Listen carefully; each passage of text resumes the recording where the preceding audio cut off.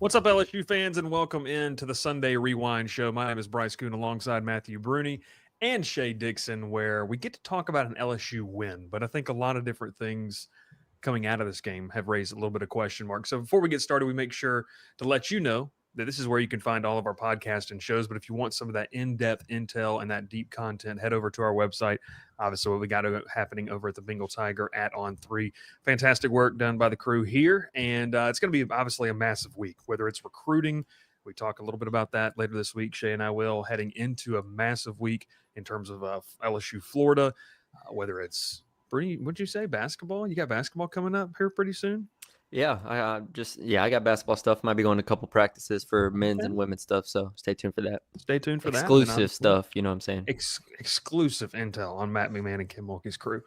And then obviously one of the biggest reasons you need to be subscribed is for the kind of tidbits and everything that are going to be dropped here and there. And I guess, guys, that's where we kind of lead off with this thing. The big injury update coming out of the weekend.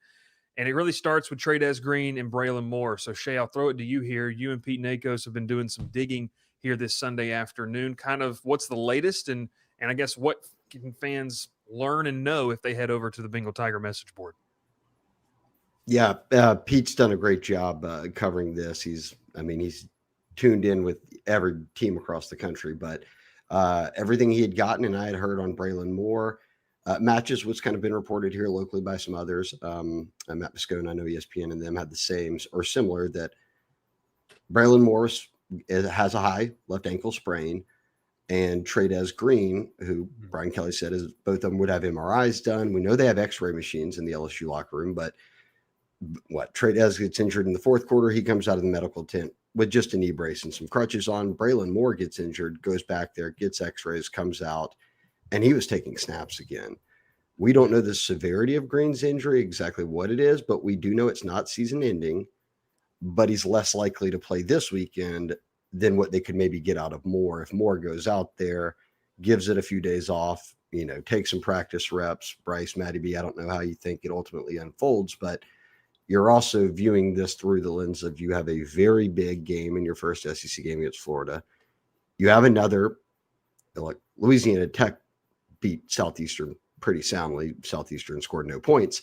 You play them after you play Florida, then you are obviously back into the meat of the SEC schedule with a tough look. Matty B, you had this road trip to Ole Miss projected fully healthy as a potential loss, even after the week one win over Clemson. So the reality is Trades Green is probably going to miss a couple of games, and you wouldn't play either of these guys against Southeastern if you didn't feel like you had to. But when it comes to this Florida game, good news is neither of them are season ending. When it comes to opening SEC play, I think all eyes are just going to be this week and probably in the latter part of the week of where is Braylon Moore at, because he is your starting center. Yeah. You went out and got him in the portal for a reason. He looked great against Clemson, and on the very first snap of the night for LSU in the game at all, he goes down after getting rolled on. So at least the X-rays, guys, nothing, no big damage to it. Just a high ankle sprain. Now I know this can be tricky, but this is a guy who's obviously an O-lineman that's very important and has played a lot of football. And look, I don't know his history with injuries, but when you play that many snaps coming from Virginia Tech, a high-level school, you've played through pain before. So I don't think this is one that'll keep him out too long. Certainly not beyond that Southeastern game. Yeah, I mean, we'll get into this in a little bit, kind of what happens if those guys can't go. What does the offense look like in general? Bernie, you and I were obviously watching this whole thing unfold just in terms of that. When you saw the injury, I remember specifically the Trades Green getting rolled up on. We kind of saw, that, I guess, yeah. I don't remember if it was Tyree Adams or one of the offensive linemen kind of rolled up on him. It didn't look great, right? You see him with crutches with the brace.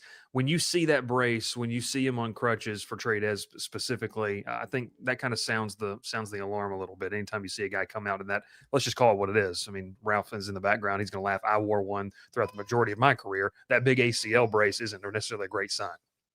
Yeah, it's going to be interesting to see what his timetable is here. I know, just to go back to the Braylon Moore situation, a high ankle sprain. I mean, I just the explosion you have to have from the center position, from really any position in football. But, when you're exploding against other 300-pound linemen and taking on that much weight constantly, that's a concern. And then Trey'Dez Green, his athleticism and what he can do. He obviously, what I've always said is what separates him from other 6'5", 6'6", 6'7" tight ends is his ability as like a basketball player to cut and to move and whatnot. So if he is hampered in any way in that regard, I would be very cautious with him. At least like Shea said, in this upcoming game against Florida. So both are very significant to me. I don't want to underplay or downplay either one of them. Obviously, Braylon Moore gets deservedly so a lot of this attention because he's the starting center. But I think Trey'Dez is also a very substantial potential player that could miss this Florida game. And it changes things for you too. I mean, it just changes kind of from a philosophy standpoint. I think what you want to do. Yeah, I think one thing to Matty B's point, and to piggyback here, Bryce, on what you said, Moore is so deep. I mean, he's your center, right? So he's involved in every single play. The ball is in his hands that you have on offense. And he's pointing out protections, and he's in charge of, keeping the middle clean there when you're working with a new O-line. To even dive into how deep or how that could affect it is so nuanced on so many levels. It feels like we can put Trey'Dez under a little bit more of a microscope and say, and I know we're going to talk about how this affects things, but so I'll keep it brief. But Trey'Dez is last 2 games, let's erase this injury. Clemson scores a touchdown. Bowl game scores 2 touchdowns. All 3 of them came in the red zone. This game, Luedecke, you were kicking field goals from the 2-yard line or 3-yard line. There was a 19-yard field goal, multiple field goals with goal to go. So yes, Trey'Dez wasn't injured until the 4th quarter, but just moving forward, speaking to it, yeah, I love that they were 5 for 5 in the red zone. You don't love that you had 2 touchdowns and 3 field goals, and Trey'Dez's real kind of where they've leaned on him has been in the red zone with these jump balls. Yeah. And as Matty B said, if you can't jump and that's your biggest strength, or you're hampered in any way by that, it becomes a little bit, more concerning, or at least it's probably going to make you a little less ineffective and not have them put you out there for a little bit longer until you're fully healthy. I just started a comment. Jake Paluba, Shea, he wants you to go ahead and make your prediction. Do you think Moore goes this week? What can you say? I don't know anything about his injury history, his track record for kind of getting banged up and playing through it. I think that I don't know if LSU or Moore know that answer right now, right? Like anyone who's played football or any sport, but let's say football here, and you played the O-line, if you get injured like this and you sprain your ankle, you have to give it a few days. Then you're going to get back out there and really see what you can do with it. And we don't know the severity of it. Like, again, he came out of the locker room with his pads on and a helmet and was doing snaps and warm-up stuff. If it were that bad after an immediate x-ray, you would think, go back out the street. To a degree, but also I think with ankle sprains, typically there is a little bit of adrenaline before it really starts swelling. And when you're off of it, then it's like, boom, a day later, it might swell to, the size of a baseball. Which is why I'm saying give it a few days here. Yeah. That's when all swelling goes down. That's when it's really setting in, your injury and how it feels. As Matty B said, look, he's an O-lineman. He's planting. He's having to, meet at the point of attack with 300-plus pounders.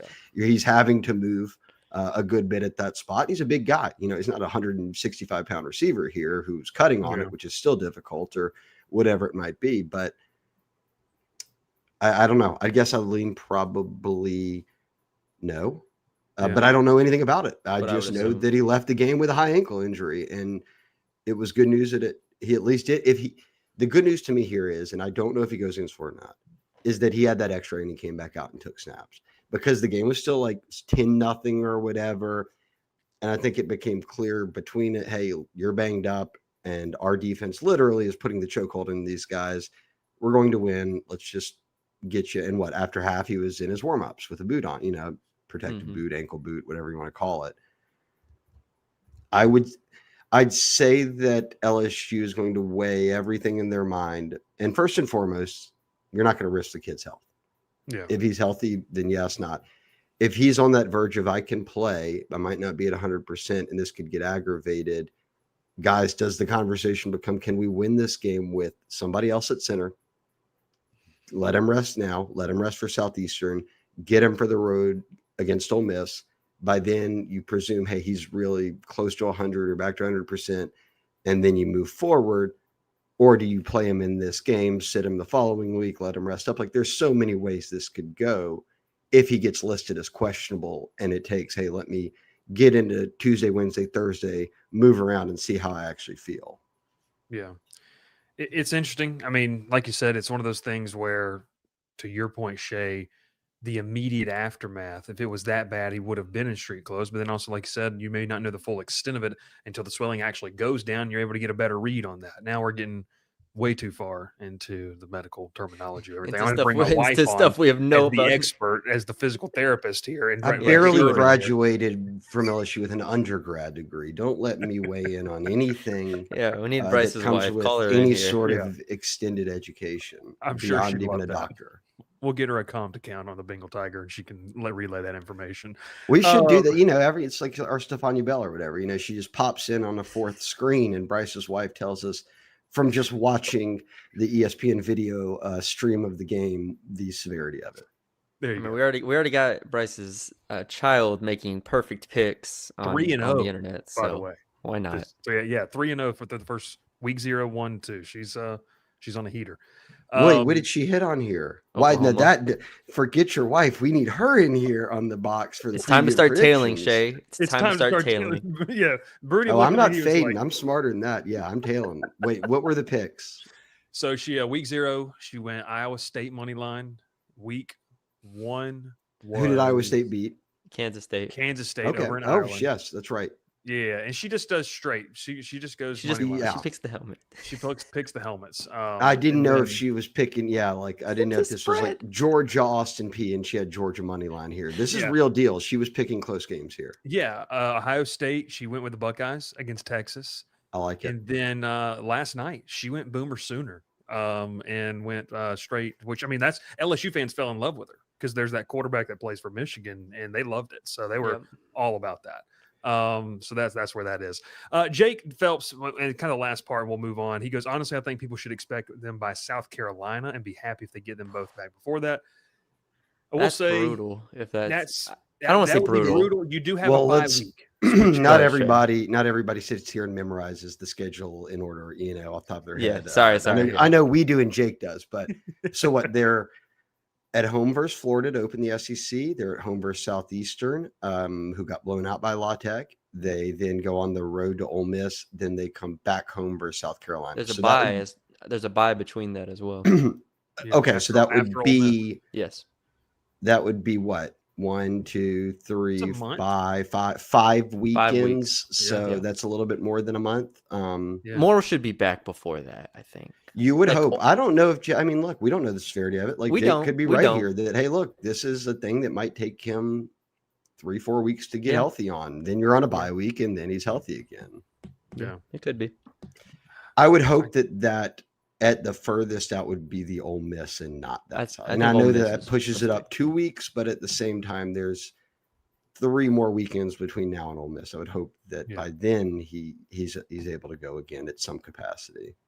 In one game where you don't need him in Southeastern, that you wouldn't need him. And that he probably wouldn't play. Yeah. So he wouldn't play anyways. So it's interesting. We can play the if game. The good thing is it's an SEC game week.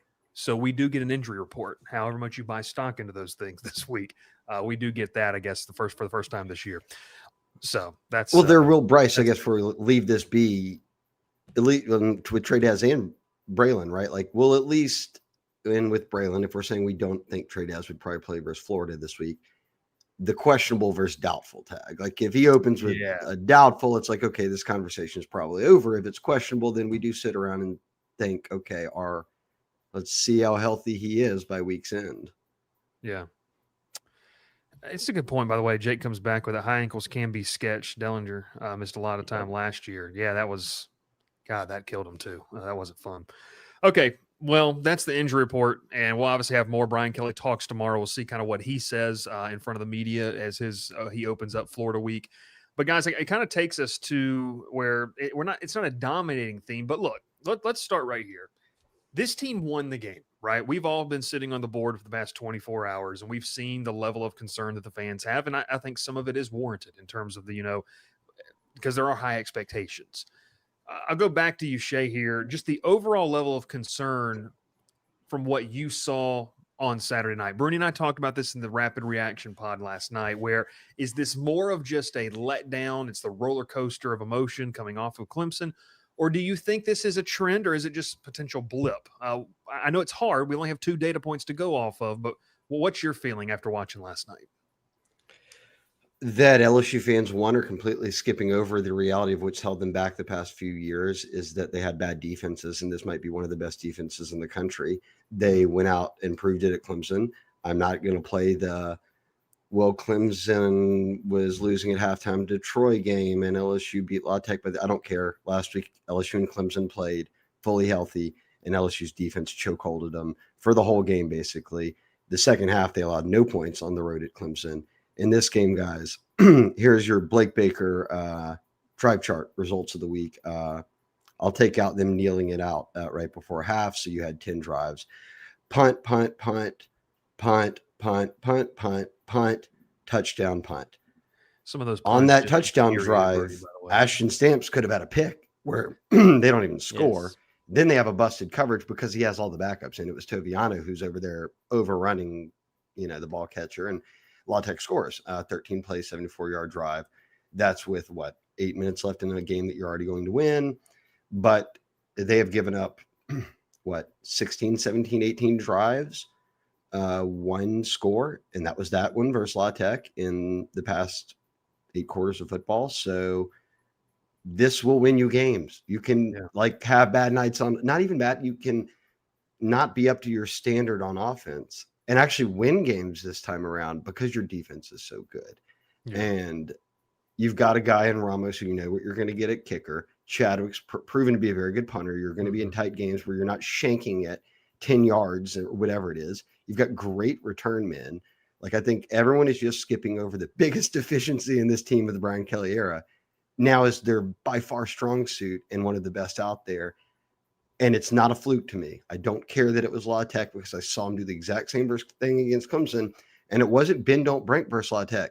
These were 3 play and out drive. Luedecke couldn't even snap the ball before LSU was all over him. Matty B had talked about it before the game. He wanted to see them. Hey, if you trust these corners, let's see it. Come bring everybody in against Luedecke. They did it. Baker did it every play, just bringing everybody. This defense will win them games. The offense, people are going to nitpick. Of course, hold them to high expectations. You want to be better in the red zone. You want to, everyone's going to say every week when they don't do well that Joe Sloan isn't calling the plays right. He's never going to be a great play caller. They weren't saying that last week when they won at Clemson. They're upset this week because you should score every time against a team like Luedecke. That's the presumption here. I don't have to go through it all first. And I'm not being a Joe Sloan apologist here. I'll say this about anybody. Coordinators and coaches aren't on the field. Some guys have to make plays. Nuss didn't have a perfect night. Multiple guys drop balls. The second that your starting center goes down on the very first play of the game, and now you've come in, mix up your O-line. You've got your center from a year ago back in DJ Chester. And it felt like in a game like this, for instance, I'll use Bauer Sharp for an example. Didn't really throw it to him. Against Clemson, you were dialed in. There's so little margin for error. Here's the game plan. Here's what we need to do. We got to be smart about it. Let's stick to it. He was tied for the team lead in targets.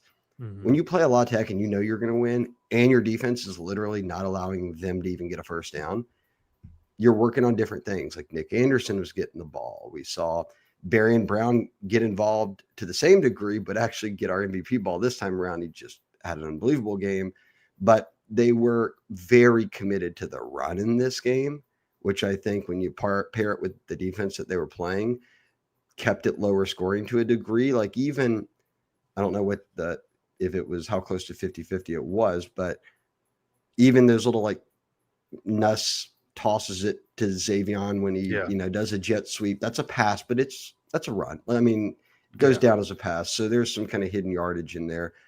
They ran for 128. Like I've said it before, every week I need to see them run for more than 100 yards and stay committed to it. They did that. Like, yeah, of course we could just nitpick through a Luedecke game.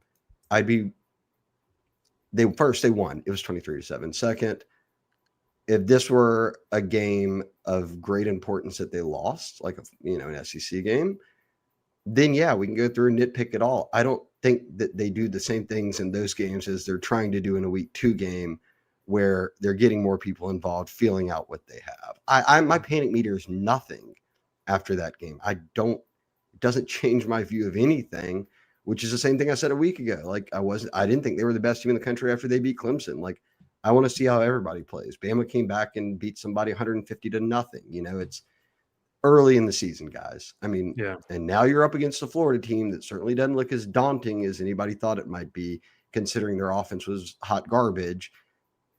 They want to fire Billy Napier again, and they lost to South Florida. So I want to keep seeing this play out. I still look at LSU and think, like Matty B, you sat here you're the captain of the Nuss bus here. Like we've seen it. This offense with DJ Chester at center can put up 400 something yards on people. That's not their goal right now.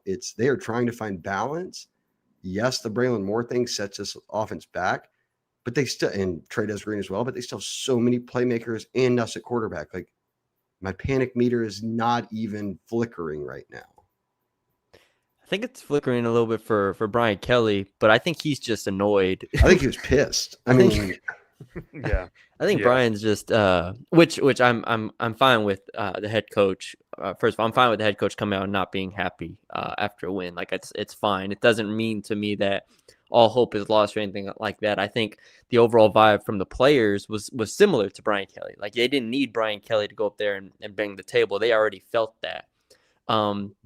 Again, the only thing that I think Brian Kelly hit on a lot, and I mean, he's talked about it constantly in that game and prior games is running the ball. And I think it has been so inconsistent. And then when you do lose Braylon Moore, it's just a recipe for disaster there. And then I do think he did a good job pointing out Louisiana Tech's 3-3-5 defense, their stack. Like there was a reason they were running Xavier Thomas off the edge so much, Barry and Brown sweeps, like all this different stuff to the perimeter that you didn't really see in camp or against Clemson, because that's just kind of what needed to happen there. So the traditional run game wasn't successful. You want it to just be the 5 guys up front, line up and push some guys around from Louisiana Tech, but that didn't happen. And so now you're gonna go against Florida, and it's gonna be a more conventional defense.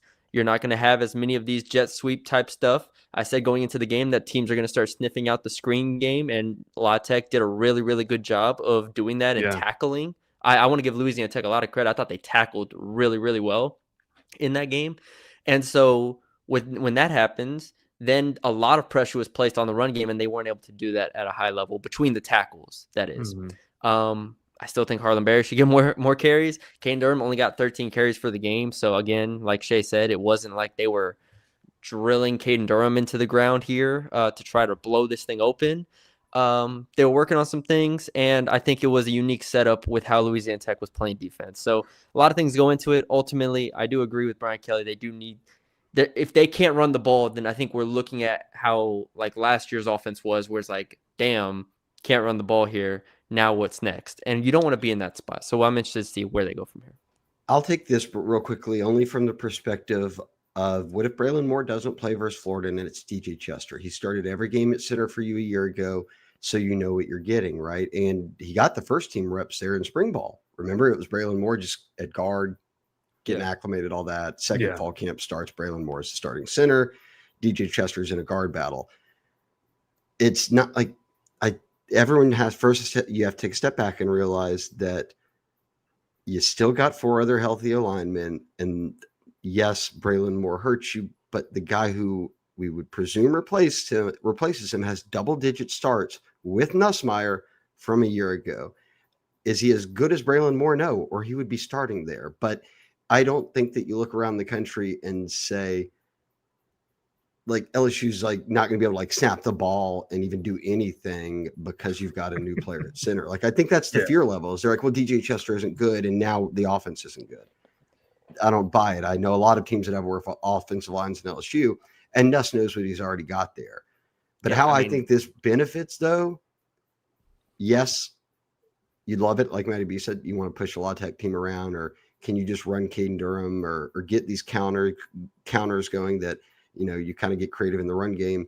But beyond him, I said it last week, I think this is the offense. And I think actually it's a good thing right now if a guy like, if you have worries on your line because your starting center isn't playing, that their offense is this. Xavier Thomas motions and he's playing running back. Got as many carries as Harlan Berry did. He had 6 for 54. They do the same thing with Juwan Johnson. They were giving Berry and Brown the ball on jet sweeps. Like they're finding ways that are, and look, and I talked about even the hidden stuff that's not even considered rush yardage, the dump offs. I think that's valuable right now because if they didn't have that and this was just a straight up, we run the football forward with the running back type offense, that I'd have a lot more concern that, oh man, what if they can't get the run game going against Florida? They have to throw it the whole time, which I've seen them do it. They've got good receivers. They can do this. I kind of worry a little bit less because I know that they do a lot of this kind of not even misdirection, but just a different element of instead of straight up running back every time Caden Durham gets the ball or the next guy, that they mix it up enough to where it might negate if you do get pushed around a little bit on plays. That's just my 2 cents. Yeah. So for me on this, I think it's almost sitting a little bit in between both of you. I feel like not physically because I am here on the screen, but just in general of how I feel about it. Because Shea, you're 100% right in saying that they're not a conventional. The identity of this offense isn't a conventional run team. Like they don't run the ball. They're not lining up an I formation and just turning around and handing it off to a running back. That's not what they do. It's not going to break them per se, or it's not going to blow up their plans to get receivers involved in the game to motions. They already do that to begin with. So not having the conventional run game already, I think, kind of helps them. I think just the concern level, and Brune, you talked about this too, is I we'll talk about this later. I think this defense is very, very good, and I think they are going to help you win a lot of games this year. You really probably need, with the level of defense I think you can get out of this group, you really need Nuss to just make the big time plays. And what did we see all last year? Like the games that LSU won, he had to go make those plays. They didn't have a run game. Like the run game was worse last year, in my opinion. Like through early on, at least, definitely, it wasn't good. And so you had to have Nuss make those. What do we call it, Brune? Like what, 4 or 5 momentum shifting, momentum changing type of plays a game. He can do that, and I think he's got more help this year, like you said, Shea, in the wide receiver department to make that happen. Brune, you and I've talked about this. I think the wide receiver room is completely elevated at a totally different level than it was last year with the talent. So to me, the concern level is under the guise of just looking at this one game and in that microscope and saying, gosh, we should have beat Louisiana Tech by more. Sure, have at it. Beat that horse to death if you want. But there is something to what Shea's saying about this is an opportunity where you knew you could probably roll the ball out and win, and it afforded you the chance to try to work some things out, get guys some reps, get different looks, and kind of see what happened. Because, whether Florida was going to beat South Florida or not, you knew you were going to be facing a way more formidable opponent with some defensive players that are going to be playing on Sundays. So is it crazy for me to say that my opinion of this Florida matchup and LSU going into it has not changed at all from 2 weeks ago. Like this time last Sunday talking about it. For me, it's like, okay, like, yeah, that sucks. You didn't win the game 45-7, but if you peel back the curtain, look behind the veil a little bit, you can kind of understand maybe what this group is doing. I don't think that's a cop-out answer. No. And I don't view it the same from Florida's side either. Now, look, there's going to be so much noise around them now, and that's a different world over there. And yes, there's going to be a real sense of we lost, and the margin of error is so thin. We've seen LSU have to play with it before. LSU walked off the field yesterday like they had lost the game. Like I think they're going to go through a practice week here where they feel like we have to elevate it and really bring it. I think that both teams will match each other's intensity level. I don't like if you would have told me Florida was going to play a bad game and that South Florida was going to keep it low scoring and end up kicking a field goal and winning it, I'd be like, yeah, okay. Like, I don't think Florida's invincible in any regard. No. And if you would have told me LSU sleptwalked this game, I would have said, okay, yeah, I believe you. So I don't think either way, guys, that my view of this one's the same. And I had predicted him to beat Florida. So I don't really know what he disappearing act there. Yeah, bro. Yeah, Bryce, it doesn't change.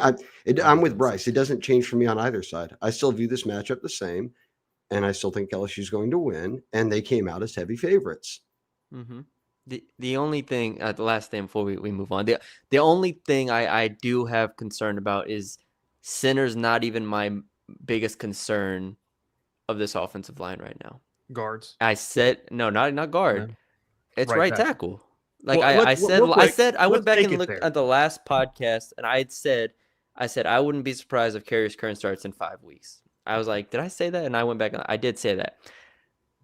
The right tackle spot is look at Jake. Like that the right tackle spot right now, I agree with everything we said in terms of like, yeah, vanilla, cool, everything. Dude, that was not a good game. That was bad. So that's a concern now here is that if you don't have Braylon Moore at center, now there's a lot more pressure on these tackles to hold up consistently, and the right tackle spot has not been good enough. That's not a new concern in the. It is because after Clemson and before Clemson. I'm saying before the season started, it was 5 new linemen. We had no clue how they would perform. Yeah, but people went into it saying Weston Davis, hey, he had a good camp. He was gonna do. There's also the reality we saw Carius Curran get the majority of his reps at right tackle as well. So yeah, I'm saying there's a reason why there was a battle there. Yes, yes, and when there be a battle at left guard. I'm interested to see, if Carius does get some snaps there. But that has been one thing that I think has changed for me because the La Tech game we could take it with a grain of salt, but I think in both games the right tackle spot has been a concern. And I don't look, but I will. Yeah, it is right. But I think it's fair to say that my opinion of the team hasn't changed. I think they're going to make the playoffs. I think they can win 10 games, knowing that to be a reality. I figured that there would be some O-line concerns to come, not even including a Braylon Moore injury. At least I know what I'm getting there. I've seen who his backup is, and he played last year every game. Like maybe he's a little bit better now. Yeah, correct. I already know what the answer is. I don't know how much better Carius Curran is, their 5-star freshman, than Weston Davis. But as Matty B said, we've seen Weston Davis play twice now, another 5-star. But I entered the season knowing my biggest concern is how the O-line looks, which plays into the run game. Run game at least has been better than a year ago. And then how would this defense be trying to blend so many new pieces? That answer is locked up. Like they are one of the best in the country. Yeah. The O-line, I'm not shocked that, as Matty B says, you can watch the game and say, oh boy, you might have to try a different combination here. Like that could have been at left guard. That could be at right tackle. Those are the two positions where you were kind of like, there's some battles in fall camp. If you don't play well, there could be someone else coming in to play for you. So I'm not, that doesn't change the trajectory of where I think things are going. I expected one or two of those things to happen. Wanted to go back, I guess this was 3 weeks ago, towards the end of fall camp at least. And Brian Kelly talked about DJ Chess. This might honestly have been the lead up to the first week. And he said, he's been probably put in an unfair spot because they've moved him around. And then what did we see? 2 weeks, or I guess in week 1 against Clemson, we saw him go play tackle. And that's something we have not seen him do. How much do you buy? I know this is a burdening conversation on our message board and across social media for DJ Chester specifically. Shea, you're 110% right. We know, we feel like we've got a pretty good idea at least what the floor is, like what you're going to get at him. He's not incompetent. He knows how to snap the football. It's not always pretty. He was getting pushed back. I'm going to push back a little bit at the incompetence. He was terrible last year. I'm sorry. He was If we support, but they PFF still threw for the right? most. He was the worst graded PFF center last year. And in that same vein, Nussmeier throws for more than 4,000 yards, second most in LSU history. Almost in spite of him. They had no run game, and I agree if that's what you're saying, If I that's what you're agree. saying, that he is horrible, and that what does that result in? Does No, that eliminate your run game altogether? Because they do it a little bit different, maybe not. But you have the same quarterback who's actually got more experience, and as y'all have noted, a better wide receiver room right now. mm-hmm. In theory, you can overcome that deficiency that you would have from Moore to Chester I'm because you did it cool. last year, and now you have better Yes, pieces. I'm cool with saying sorry, Bryce. I'll let you talk. I cut you. I just jumped in there. But no, I agree with the point that we know what it is with him, and I do think that he could have and probably did get better over the offseason. So I'm not denying that, and I think there is something to be said about Nussmeier knowing who's in front of him. All that's great, but it is like I'm not just gonna be like, well, like Brian Kelly said that after the game. Right? Like Bryce, like he said after the game, he was like, well, we should be able to run the ball fine because we put DJ Chester in for Braylon Moore. DJ Chester wasn't a third as good as Braylon Moore has been. DJ Chester can't move anybody in the run game if last year were evidence of I'm it. just saying, like Brian Kelly being like, well, we should be fine because we just plug DJ Chester in for Braylon Moore. Like that is potentially like an all conference center, potentially, again, 1 game, 2 game, whatever. Like Braylon Moore to like, again, the lowest graded center last year in DJ Chester. I'm not saying it's going to be bad. It's going to be terrible. But like, I think everybody should be like, there's a real drop off here between those two. Oh, there is no doubt. I'm just saying that the drop off doesn't result immediately in you're not going to have an offense anymore because they had one last year and actually have better receivers now with the same quarterback who's more experienced. So there's a drop off, but at least we've seen this. I can agree with that. Skill players and quarterback make up for that deficiency. And you have to think that the LSU staff is very well aware of what they're getting if he's the starting center and then how to game plan for it. Not a first-time starter here, which, as you noted, lowest grade in the SEC, fact, but at the same time, he is your backup center. Yes. They know what they're getting in him. And they had to call plays around that all last year. Yeah. So they know what's going on. This would be much different to me if it was a backup center who was just a second team guy that maybe we thought had some hope and promise, but he was a younger guy. We just didn't know anything yet. He had no, reps ever. And we're going into that's tougher for me as a coaching staff to game plan for than if I know for a fact what a guy looks like because he started 14 games for me. Yeah. 12 games, whatever. Go ahead, Bryce. I'll raise my hand. I'm in school. No. Yeah, thank you.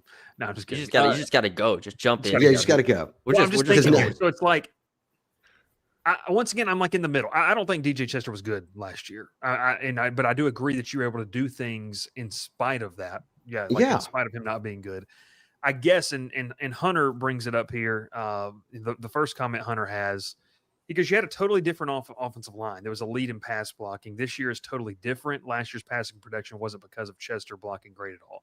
I think there's some truth to that yes, because and that was kind of my question coming into the season. I remember posing this question to you guys. Would you rather have Braylon Moore at the center, like a known commodity, a guy that you feel like you're going to get a pretty decent high floor out of and questions elsewhere, or what you had last year?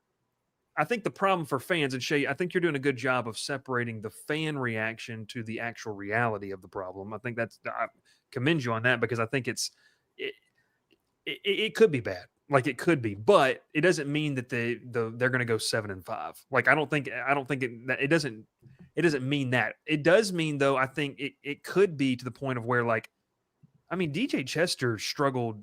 I know he said that he can snap the football. He struggled with snap counts. He struggled with false starts, delay of games. Had one last night at home. I don't know how much. I just don't know how much you get out of a unit that doesn't have a Will Campbell on the left side, doesn't have an Emory Jones on the right side. I'm not saying Weston Davis and Tyree Adams are bad. Brune, you said Weston Davis was bad last night. Yeah. But did the collective help get you there? We can't quantify this because we don't have the data points to do it. We're going to have to look back at the season and say, it ended up being bad, or they still overcame it and us threw for 4,500 yards and 45 touchdowns and the LSU won the national title. Didn't matter. The question becomes how much does it impede and what can you do? Well, here's the problem. Brian Kelly's been saying this on the defensive side of the football, and I wrote about it this morning. No one else is walking through the door. There's no one else to play center. Like, we want to keep talking about it. I mean, they don't have, I mean, guys, unless you know something I don't, there's no guy that I think is going to be able to come in and play center for them on Saturday night that they know what they're going to get out of it. It has to be DJ Chester at center. And then outside of the guards, you just need Josh Thompson to look better. You need Weston Davis to look better, or Carius Kern's going to have to go over there. I thought the left side of the line is starting to solidify. That's just my take. I think Mabinga looked better. I thought Tyree Adams looked better. That is that. The right side of the line is where people are worried, but there's no one else walking through the door. So I think as fans, you can be mad. You can be mad at a lot of things. You can be mad at the fact that all these highly talented offensive linemen to come in and you don't have a great offensive line. That's fine. But I think kind of what you're saying, Shea, and correct me if I'm wrong, is it's one thing to be mad at that, but also understand you can still achieve your goals because I think everything else around you is better, and defense is the real key thing to where your offense doesn't have to go score every single time they touch the football. Maybe I'm wrong in that, and I don't want to put words in your mouth with that, but that's, I guess, kind of where I sit with it. I think that the fan reaction, which is this is very fair to do and think, because you're going to say, and as he pointed out, you don't have the same O-line, but we're talking specifically about DJ Chester at center. As Matty B said, he was not great last year. PFF grades him out as the lowest graded center in the SEC. At the same time, and then look, the defense was worse than DJ Chester, or just, if you want to say that, they were just as bad. It doesn't matter to me. They were terrible for like 3 straight years here. I mean, yes, they went from 130 to 60, but they were still like missing tackles, giving up big plays. It was not good. Like third downs, they couldn't get home. This defense is so good. They are all over the place. They are locked down. They are blitzing. They are all on the same page. They came out very much like they didn't care if it was La Tech, Clemson, Ohio State, who like they were getting after it for all 4 quarters. You know that then it's all, you have to view all of this through. Anytime you're going to say, well, boy, what a drop off now that this guy's injured and this guy might have to play. And I've seen him play before, and he really hampers the offense in this way, X, Y, and Z. If that brings you down 1, 2, 3 levels, how much does the defense being elite raise you? 10, 12? I mean, cancel each other out, or is the defense not even cancel each other out? And I'm not even getting into the reality that Nuss is in year 2. You've got better receivers who are more reliable. You've got a different run game approach this year. You're finding more success. Like the positives still far outweigh the negatives. I think this just needs to be brought back to the reality of this sucks losing Braylon Moore for whatever amount of time he might have to miss. And you need to get by with find ways to still do what you do on offense with DJ Chester or whomever at center. And the defense, regardless of this injury and the one to trade as Green, is going to play the same. They're elite. I still think that this hurts you, but not as much as if there was a reality that this defense really wasn't that great. It really wasn't what it was built up to be. It is so far beyond what we thought it would be that I'm good still. I still think the same of this team. It just, for me, it boils down to that sucks. Their O-line just got a question mark, big part of the game here on offense, the O-line. You lose your most experienced player, never a good thing. At least you still got Nuss. The other 4 guys are healthy. As Matty B said, we could see a new guy at right tackle for all we know. These were expected going in, and that you still have Bauer Sharp at tight end if you're presuming Trey Green's out, and all your receivers are healthy. Barron Brown had his breakout game. People are seeing what Nick Anderson can do. I'm good. I still view this team in the same light. I think they'll go 10-2. Like that, Brune, I want to offer you. The conversation should just be, it sucks that they lost Braylon Moore. How do they just continue to move forward, knowing that DJ Chester's your center? I mean, big picture. Yeah. So I just think when we're talking about the offensive line, like it is substantial. I just want to make sure we realize the drop there, and then that it hasn't been good enough to this point, in my opinion. So that's where I'm answering offensive line questions. What happens at offensive line? Best segment of the night right there. That's what you watch DJ Chester not even be the center. It's gonna be like somebody. This is when Braden Augustus, like Floyd Cushenberry is wearing a mustache and gets put out there on Saturday before he goes and plays on Sunday. Oh man. And look, Good guys, question. this isn't season ending. Let's just remember this. Yeah. Like, at least they'll have him at some point.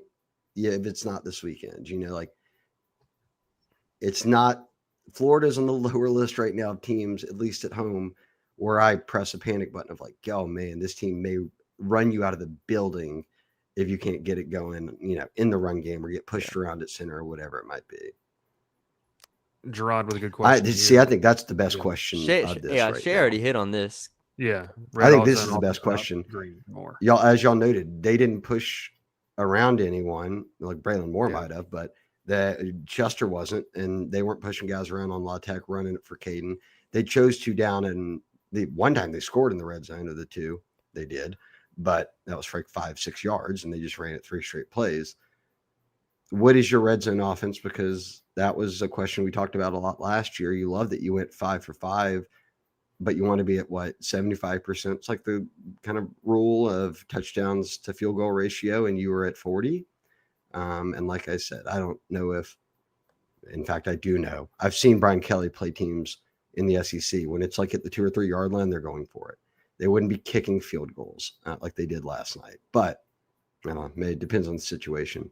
That's a concern for me is Trades Green was like a safety valve. Like Matty B was saying in the first, like, if you have him one-on-one or even with someone over there, you can either just throw it up and get a pass interference or he catches it. Like Nuss is good enough to know to throw it to somewhere where only Trades can catch it or nobody. And now that option's gone.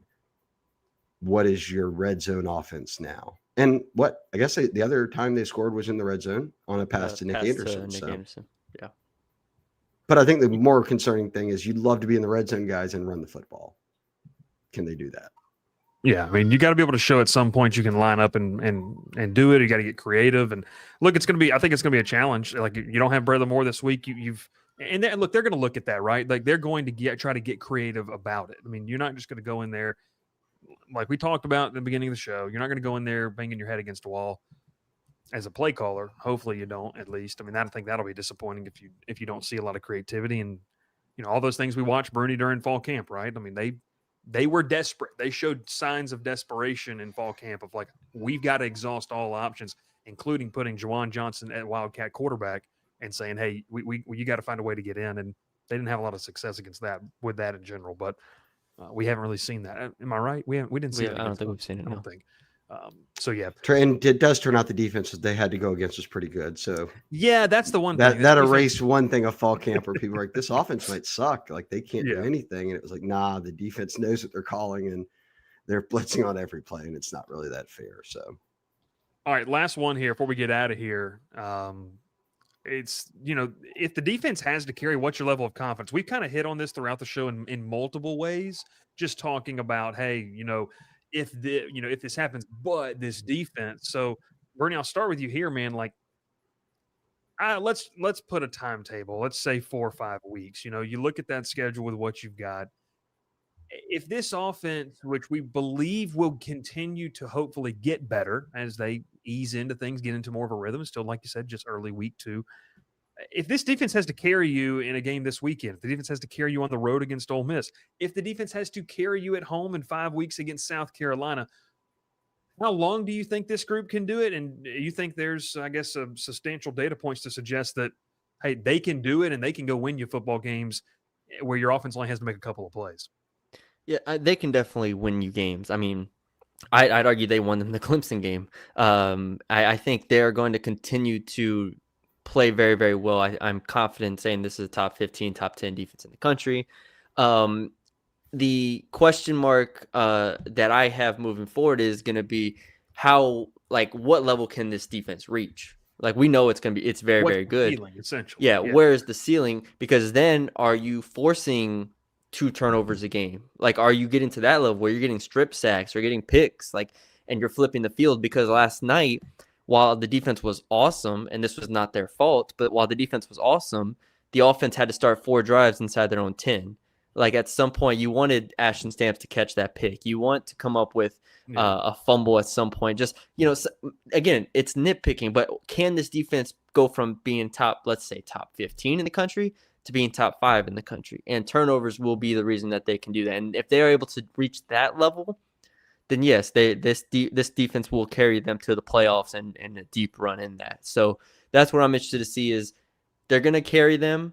But if they can start creating turnovers consistently and doing more than, they played a perfect game basically last night. Like you can't pick that apart.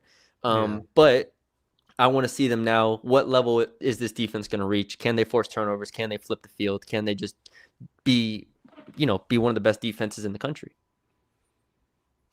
Yeah, Shea? Yes, I think the answer is yes. As Matty B said, they've already proven they can win them a game. They did against Clemson, a top 5 team in a hostile environment, and they clamped them. Yep. I mean, we can go through it again. They allowed 10 points and basically 0 yards on the field goal, and it took them 2 4th downs, including a 4th and goal, to convert on the touchdown. La Texas, just a touchdown at the end of a game where you should have already picked off a ball. The other possessions were 3 to 5 snaps and punt. Yeah, and you had the second team, and the game was in hand. This defense is going to come to play against Florida, and a Florida team that, again, I don't think Florida's always going to have some talent. They're not as good as LSU on offense. They aren't. So you can talk up Lagway all you want. Nuss is a better quarterback right now than Lagway. They give it to Jaden Ball. That is their run game. That's it. And then you look at the receivers and Eugene Wilson and Burnell Brown, they usually dominate everything. And much like a Nuss, they'll spread it out to other guys. But I don't think that they do anything too exotic to where this becomes some week where we see the LSU defense like missing tackles and busted coverages and guys just getting burnt or none of that's happened. That's what I'm interested to see. Like the one-on-one, again, they were able to man up Clemson, man up Luedecke. I anticipate they're going to be very aggressive against Florida. I have to see, I'll go back and watch the South. I haven't seen the USF game yet. I know Florida has talented receivers, but again, if Mansour and Pickett and Woodland and these guys are doing their job on the perimeter at this level, you're not scoring on them. You're just not. It's going to take some receivers making incredible plays to score on this defense right now. It's going to take some incredible playmakers doing some extraordinary things right now. I would say that's what has to happen. To the 2 games we've watched, you're going to have to make some crazy plays against this defense to consistently put together positive yards, positive plays. To be able to string that together, it kind of feels like you've got to luck. I don't want to say luck, but you've got to take advantage of a mistake, which we really haven't seen them make. There hasn't been a massive communication issue on the back end. There hasn't been anything like that. You're going to have to capitalize on a mistake, and they're not making a lot of them, if any. So I think to that point, and I guess to play a little bit of devil's advocate with it, the only thing you would want it to not happen is it to completely flip on its head 180 to where it was the past 3 years, where your defense can't blink. And I think I can speak for all 3 of us here. We don't think the offense is going to get to that point where the defense can't blink or they're going to lose the game, or that was the case on the other side of the football for the past 3 years. The offense blinked and they'd lose a game, 42 to, they lost that Ole Miss game 2 years ago. That was what happened. So I think defense can carry you. I think the defense, and to your point, Brune, if you're a top 5 unit defensively with what this offense can be, and I think they will be, I mean, you can win the whole thing. You can be the last 10 to 2 is your floor at that point. Yeah, I mean, the playoffs get crazy, but you're there. You're a title contender. You're in that 2 to 3 team mix of they can go win it. I think, and maybe 24 hours later, everyone's, or not even that yet. The game probably just kicked by the time we're recording this. But as the dust settles and the freak out becomes a little less, and you take a step back and you breathe, this offense, even without Braylon Moore at center, will be able to put up points. Yeah, they will put up points on Florida. I promise you. We've now seen Baron Brown break out. We're going to see Nick Anderson, Xavier Thomas, an electric year. Aaron Anderson's a guy who can get it done for you at any point. Even if you don't have Trey'Dez Green, Bauer Sharp is Mason Taylor, basically, to Garrett Nussmeier, right? We saw it against the Clemson game. If you need 5-6 yards to move the sticks here, he can do it for you. And as you said, Bryce, they're better just as a receiver room. So I don't even think in the terms of defense has to carry you. I think how much the defense is really elevating you right now.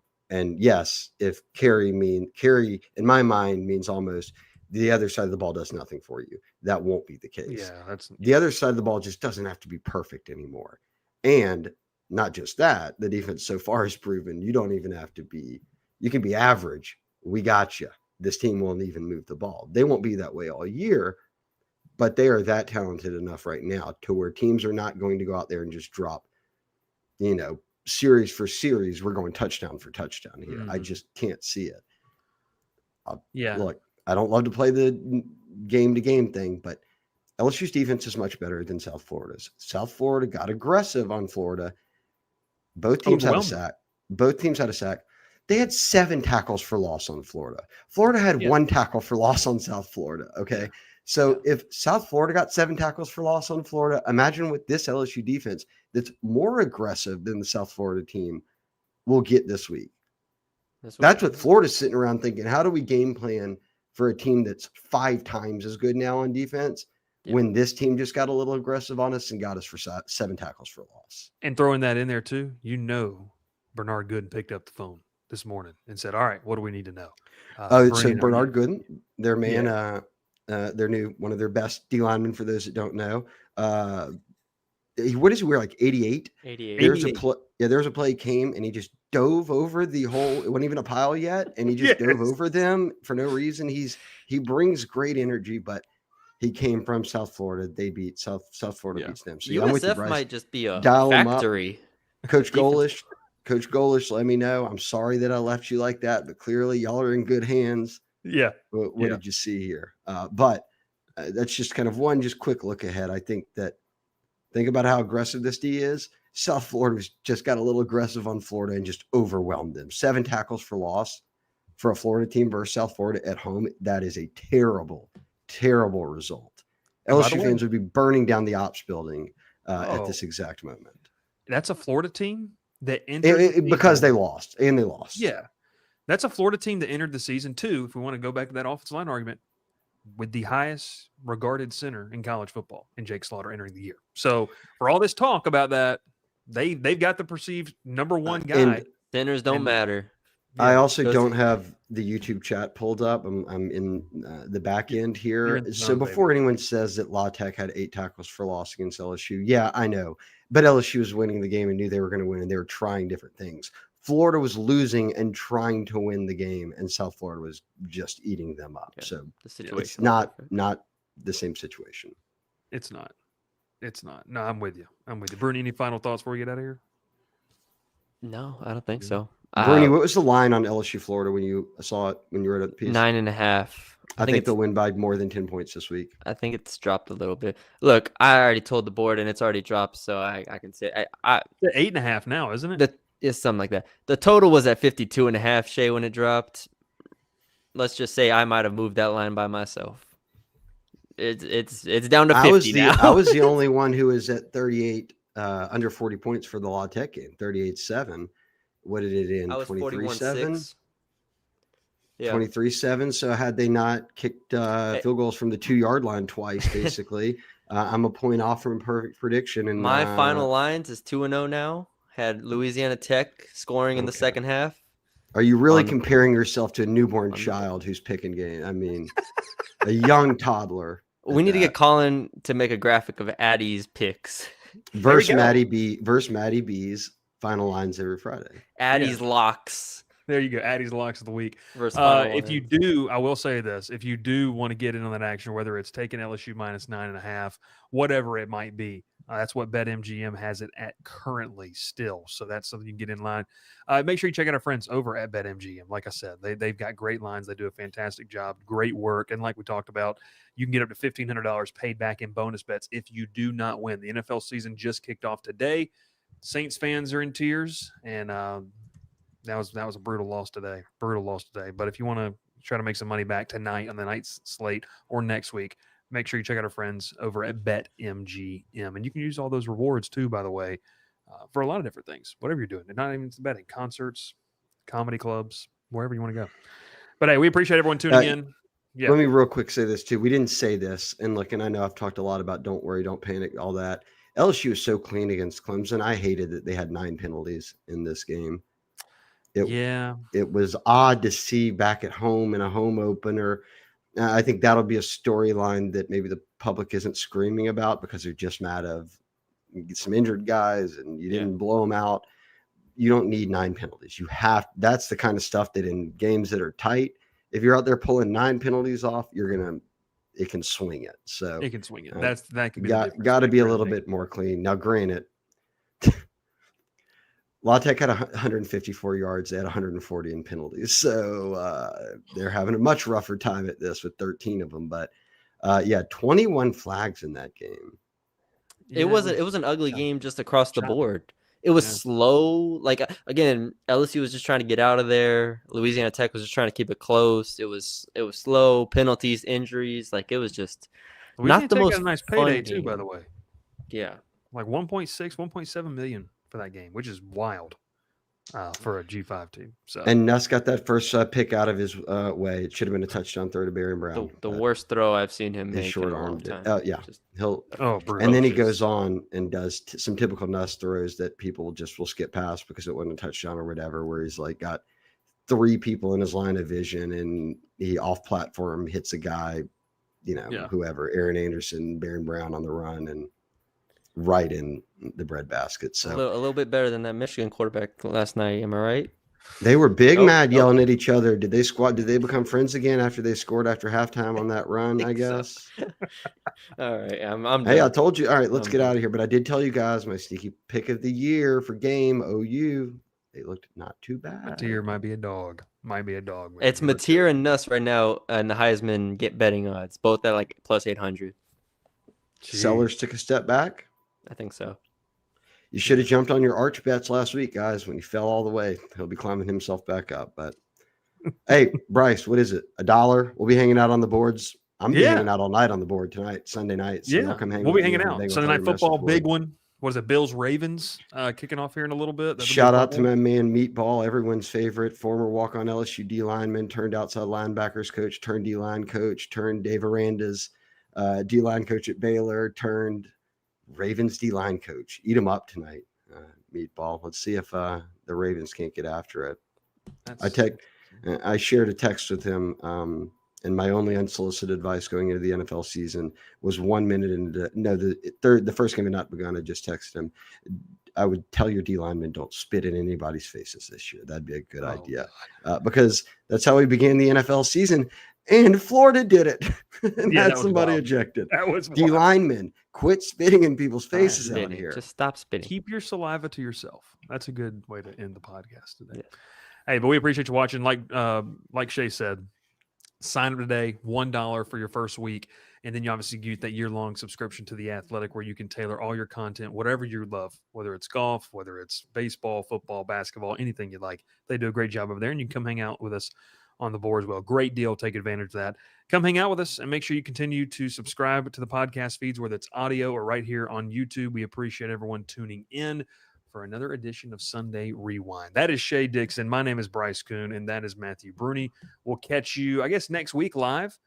Yeah, we got a few of them coming. Yeah, we got a few of them coming. The fellas will have you tomorrow. Mailbag. Shea, we got a big recruiting weekend to talk about coming up, and a lot of stuff to talk about later this week too. So yeah, I've gotten some responses back, even from some 5-stars about the weekend, and I'm set to catch up with a notable commit to another school right now. That plays an important position that was on campus this weekend. But yeah, we'll do all that.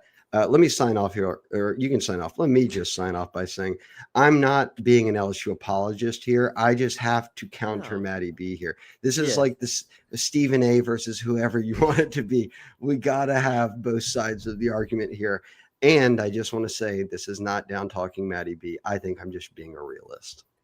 There you go. Matty B would say he's being more real. He's being real about it. He's being more real. I embrace it. Yes. Go ahead, Bryce. We appreciate everyone tuning in. Over under on how many times I've got to try to sign us out before we talk another topic. We're going over on the 3.5 line tonight. We appreciate you. Thanks so much for watching. We'll catch you again here on the On3 Bengal Tiger YouTube channel. See you later.